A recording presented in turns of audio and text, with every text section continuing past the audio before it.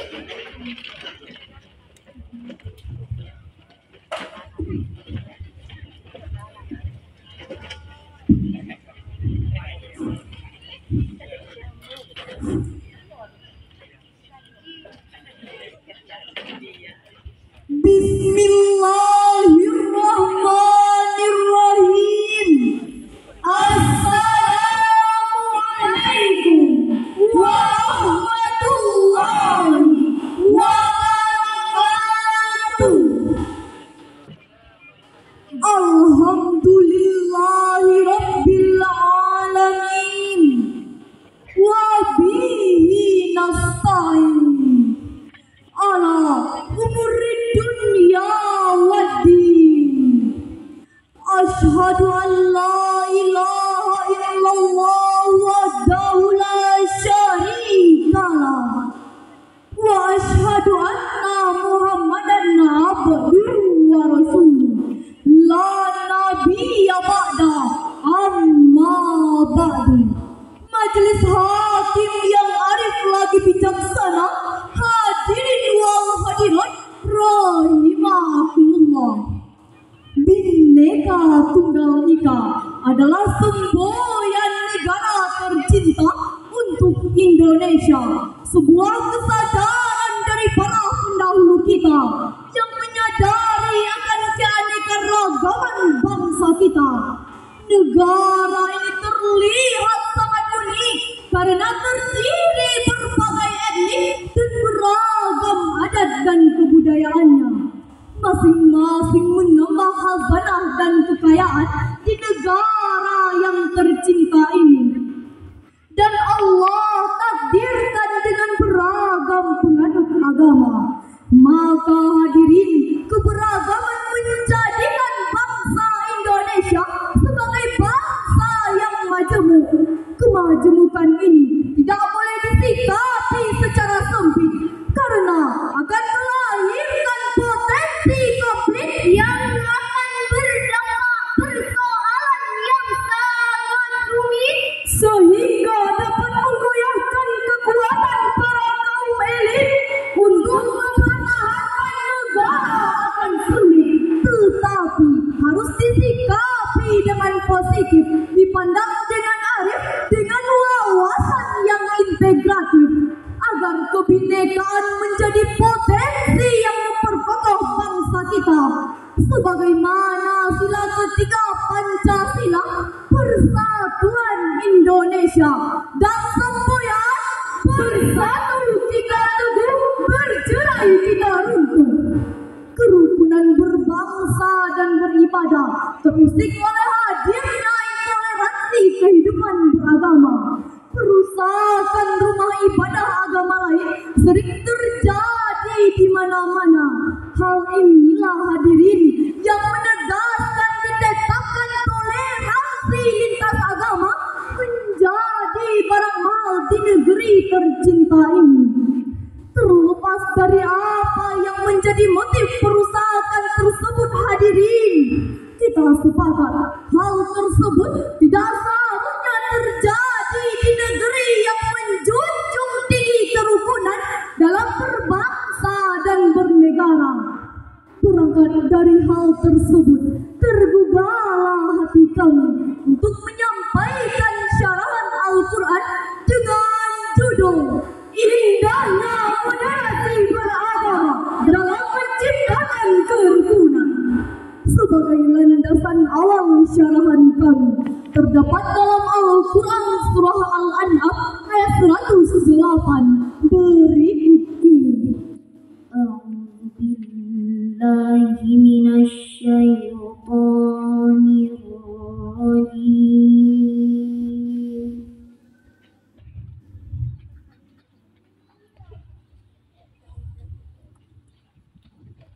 Bismillahirrahmanirrahim.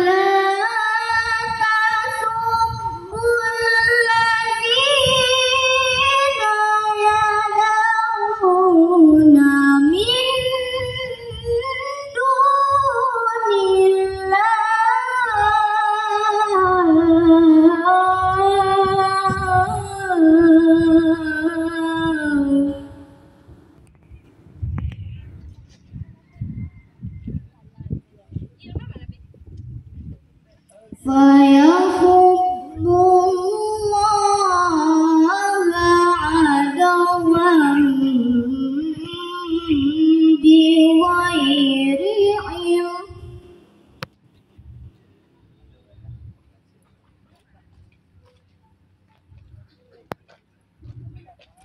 كذلك زينا لكل أمة عملهم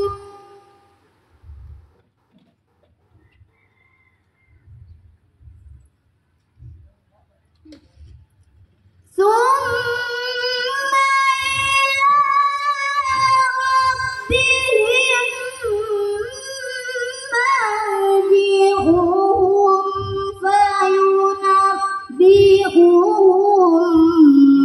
بما كانوا يعملون.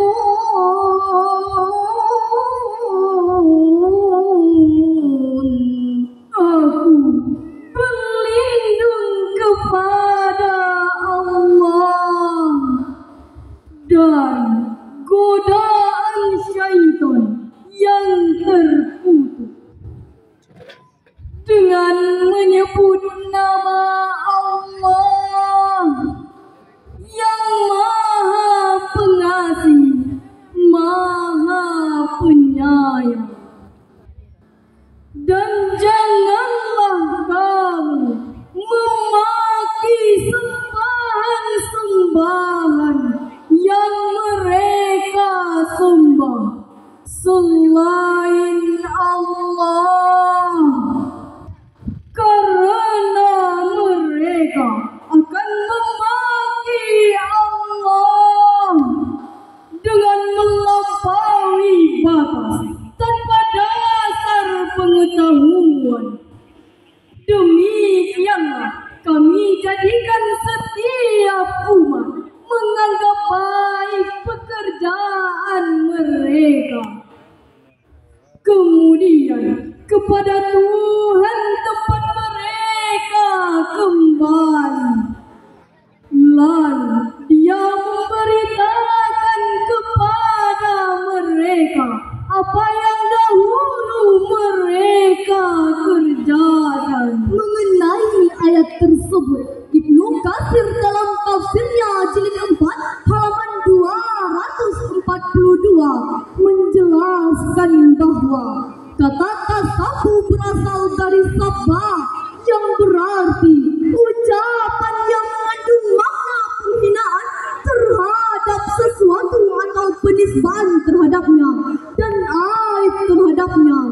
Oleh karena itu hadirin, beliau juga menjelaskan bahwa Allah melarang umat Islam untuk memaki Tuhan orang-orang musyrik, walaupun di dalamnya terdapat nilai-nilai kemaslahatan. Karena hadirin, jika hal itu terjadi akan mendatangkan persoalan yang besar yang ditimbulkan orang musyrik terhadap umat Islam. Dengan adanya larangan tersebut, sikap saling menghargai sesama manusia seharusnya ditampilkan di dalam kehidupan berbangsa dan bernegara. Tidak dapat dipungkiri lagi bahwa Allah memerintahkan umat Islam untuk mengambil jalan tengah sebagai sikap moderat dalam beragama. Majelis hakim yang terhormat, hadirin wal hadirat yang diberi rahmat. Menurut Syekh Syahid Qutb dalam kitabnya Tafsir fi Zilalil Quran dijelaskan bahwa dalam mengambil jalan tersebut dilakukan dengan cara penuh adab, penuh wibawa dan penuh harga diri. Toleransi lintas agama menjadi syarat mutlak dalam menjalin kerukunan berbangsa dan bernegara. Dengan adanya cara tersebut, khususnya dalam beragama, sikap kedewasaan menjadi tuntunan utama. Karena jika hal itu diabaikan, akan mendatangkan keonaran dan kekacauan. Hadirnya sikap moderat dalam beragama dan toleransi lintas agama yang biasa disebut tasawuf membuat umat Islam dan umat lain akan hidup secara berdampingan. Imam Ghazali pernah berpesan, kun kal yadain wala takun kal udunain. jadilah seperti dua tangan ini, jangan seperti dua telinga ini. Begitu juga kepribadian seorang muslim harus seperti laba. Jika ia makan, maka ia makan makanan yang baik. Jika ia memberi, ia memberi yang baik. Dan jika ia hinggap pada suatu ranting, maka ia tidak merusaknya dan tidak menggoyahnya. Hadirin yang berbahagia, dalam sikap moderasi beragama tergambar pada kisah Rasulullah SAW yang pernah menjalin hubungan baik dengan penguasa Mesir Muqawqis yang merupakan kepala suku Iskandaria. Beliau memberikan hadiah seekor kuda dan keledai. Rasul pun menerimanya. Bahkan dalam menegakkan hukum sekalipun, perbedaan agama tidak menghalangi jika untuk berlaku adil, apalagi menjalin kerukunan antar sesama manusia. Sebagaimana yang tercantum dalam Al-Quran surah Al-Mumtahanah ayat 8 berikut ini. La yanhakumullahu 'anil ladzina lam yuqatilukum fid din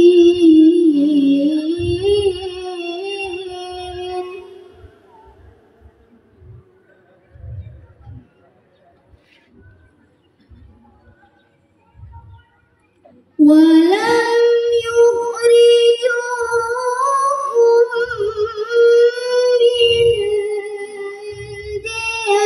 diyarikum an tabarruhum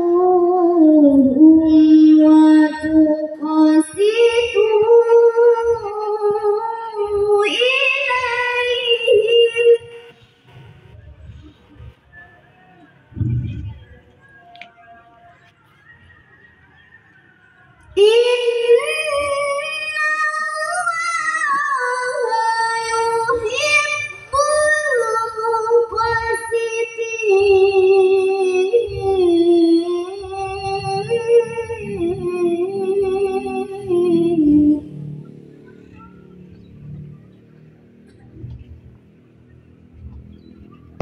Inna Allaha yuhibbul muqsitin.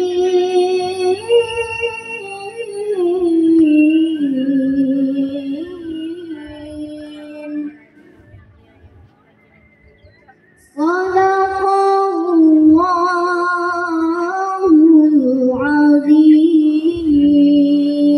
Allah tidak melarang kamu berbuat baik dan berlaku adil terhadap orang-orang yang tidak memerangi kamu dalam urusan agama dan tidak pula mengusir kamu dari negeri.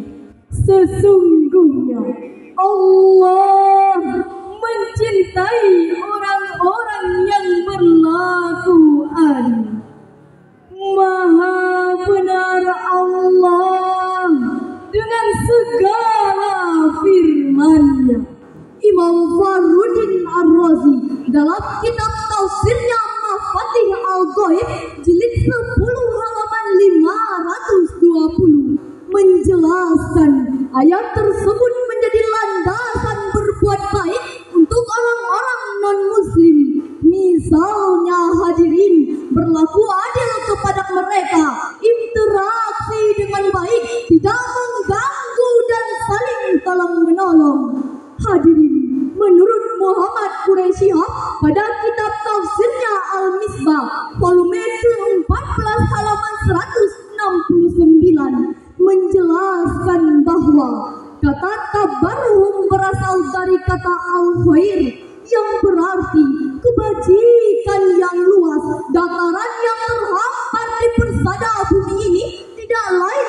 dilakukan karena luasnya kebajikan. Dengan pemahaman tersebut tercermin ada kebajikan bagi umat non-muslim selagi tidak berbuat buruk bagi umat Islam. Bagi umat Islam juga dijelaskan bahwa mereka membuka jalan untuk berbuat ihsan kepada orang-orang yang bukan muslim. Kebaikan yang beradab dan disebarluaskan sehingga kerukunan bisa diwujudkan sebagai bentuk komitmen kebangsaan. Namun urusan akidah lakum dinukum waliyadin, untukmu agamamu, untukku agamaku, saudaraku yang beriman.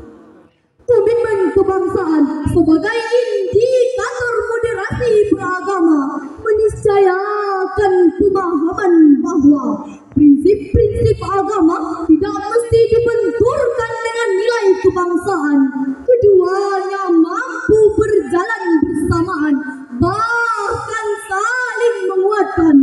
Disusul dengan komitmen menyemai nilai toleransi di tengah realitas kemajemukan bangsa Indonesia yang serba multi agama, multi etnis, multi suku dan lain-lain yang mau tidak mau harus kita bumikan dan realisasikan demi tercapainya keharmonisan berbangsa.